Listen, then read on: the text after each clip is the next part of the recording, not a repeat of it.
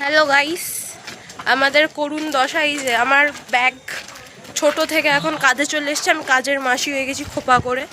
আর এই যে আমার জুতো, আমি আর পাচ্ছি না হাঁটতে।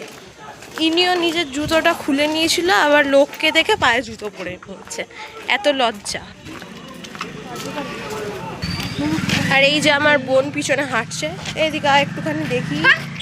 এই যে মুখ দেখাতে লজ্জা পাচ্ছে। এও কিছুক্ষণ আগে নিজের জুতোটা খুলে হাতে করে নিয়ে যাচ্ছিল, এখন আবার পায়ে পড়ে নিয়েছে।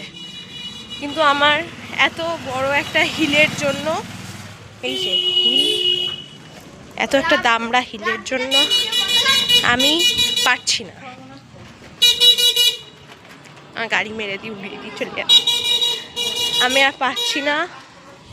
আর আমি খালি পায়ে হেঁটে বাড়ি চললাম। Bye bye, tata, good night, শুভ দশমী সবাইকে।